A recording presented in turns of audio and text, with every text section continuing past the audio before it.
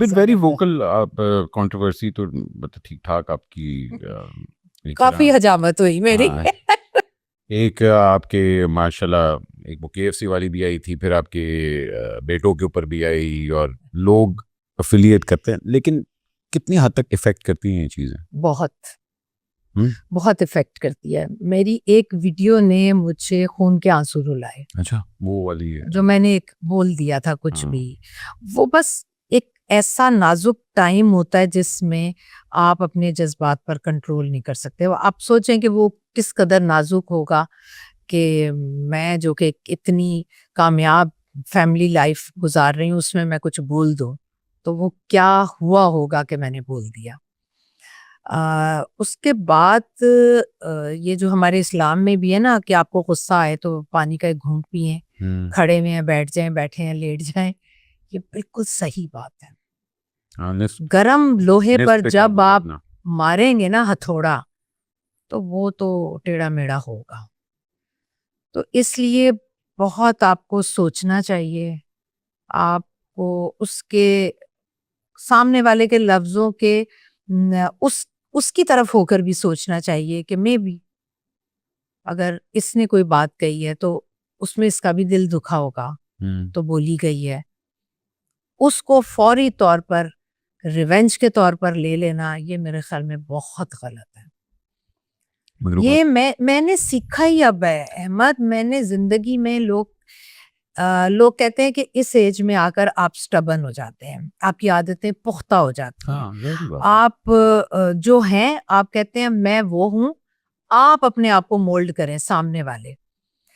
लेकिन जिंदगी आसान हो जाए अगर इस एज में आकर हर कोई खुद को समझना शुरू हो जाए, खुद को समझे। मगर होता नहीं ना, मतलब मुझे लेकिन मैंने किया है, आप यकीन जाने ये होता है, ये हो सकता है। अगर आपको अपनी फैमिली से प्यार है तो ये होता है।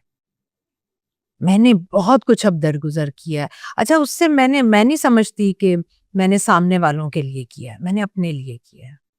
मैं जिस कर्ब से छोटी छोटी बात से गुजरती थी, मैं इधर से इतनी रिलैक्स हो गई हूँ, इजी हो गई हूँ। मैं कहती हूँ भाई, सामने वाले की जिंदगी है, वो जैसे वो समझ रहे, उनकी जिंदगी उनके लिए बेहतरीन ऑप्शन है उस वक्त, तो वो बेहतरीन गुजारेंगे।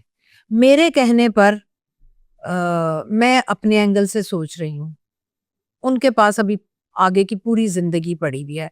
मैं शायद 25-30 साल साथ गुजार दूंगी, उनके साथ तो पार्टनर के साथ या बच्चों के साथ पूरी जिंदगी, तो वो बेहतरीन सोचेंगे अपने लिए। आई थिंक माँ बाप के लिए ये भी लेटिंग गो भी एक बहुत बड़ी चीज होती है, बिकॉज लेकिन मैं सबसे कहूंगी कि करें, इससे बेहतरीन चीज नहीं है आपके जहनी सुकून के लिए, इससे बेहतरीन कोई चीज नहीं है।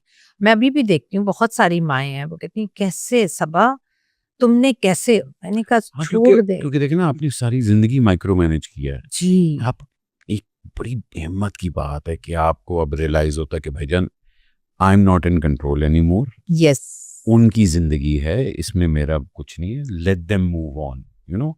और हम लोग, क्योंकि हम लोग जॉइंट फैमिली में रहते हैं, हमारा सिस्टम ही है। इक्का दुक्का हमें पता होता है, उतने अंडे नहीं है, उनकी डबल रोटी मुक गई है, और काल दुपट्टा होता है, मसले ये है। वही ना सारी चीजें। और ये खूबसूरती है घरों की, ये खूबसूरती है घरों की। लेकिन मैं आपको बताऊं, हमारे घरों में सबसे बड़ा फसाद ये जो हाउस हेल्प है ना, वो है।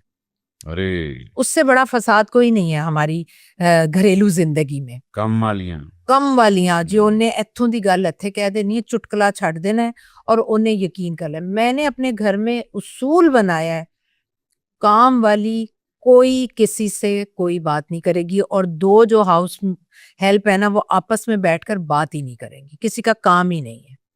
और मैं तो ऐसा स्नब कर देती हूँ एक सेकंड में, अगर कोई मुझसे आकर हमदर्दी में कर, वो बाजी देखें आप, मैं खबर खामोश, चलो अपना काम करो। वाह वाह वाह, अपना काम करो, असल सौतन ते हो। यस। मैंने कहा मेरे लिए मेरे सारे बच्चे बहुएं सब बराबर है, एक बराबर है। खबरदार कोई बात किसी के बारे में भी की, ये इनको हम प्रोवोक कर रहे होते हैं। यार इस पे ड्रामा बनना चाहिए, यार इस पे ड्रामा, मैं कहती हूँ घर की तबाही की जिम्मेदार ये लोग हैं। काशिफ भाई अगर कुछ बोल दें, की ਤੁਸੀਂ ਬਣਾਉਂਦੇ ਪਏ ਤੁਸੀਂ ਲਾਹੌਰ ਬੈਠੇ ਹੋ अच्छा अगर आप कुछ बोल दें तो वो बुरा, लड़ाई, हाँ और अगर आप दिल में रख लें तो उनके लिए दिल में मोहब्बत की जगह नफरत आ जाएगी। दोनों सूरतों में ये जहर है। अभी मैं कोई मिला था मुझे, उन्होंने कहा कि हमारे घर में हाउस हेल्प का रिवाज ही नहीं है। आप देखें लंदन में क्या होता है या बाहर अमेरिका वगैरह में भी हाउस हेल्प 2 दिन आएगी, काम करेगी, बेड शीट्स वगैरह डाली, लॉन्ड्री शॉन्ड्री डाली तो चलो चलेगी। और नॉर्मली मैक्सिकन्स होती हैं तो आप उनसे बात भी नहीं कर सकते, वो वाला होता ही नहीं है।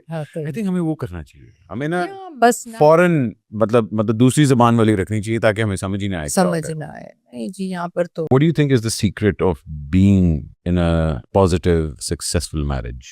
क्योंकि हमारे आजकल के दौर में एक तो ऑप्शंस बड़ी आ गई हैं, टॉलरेंस कम हो गई है, और आई थिंक एक दूसरे का लिहाज हमने कम कर दिया, जिसकी वजह से बिल्कुल बहुत जल्दी ओके जी अल्लाह हाफिज।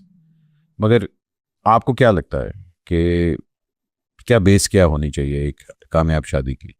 अहमद, जब मेरी शादी हुई तो मैं ऑलरेडी काम कर रही थी, तो मुझे फैसी ने एक ही बात कही थी कि सबा हमारे दरमियान ये तय पाया था, उन्होंने कहा कि अगर तुम अपने शोबिस से रिलेटेड कहीं जाती हो या कोई आता है तो तुमने मुझे इन्वॉल्व नहीं करना, क्योंकि मैं एक मर्द हूँ, कभी ना कभी जेलसी आएगी, तुम्हारा काम भी डिस्टर्ब होगा, मैं भी डिस्टर्ब होऊंगा।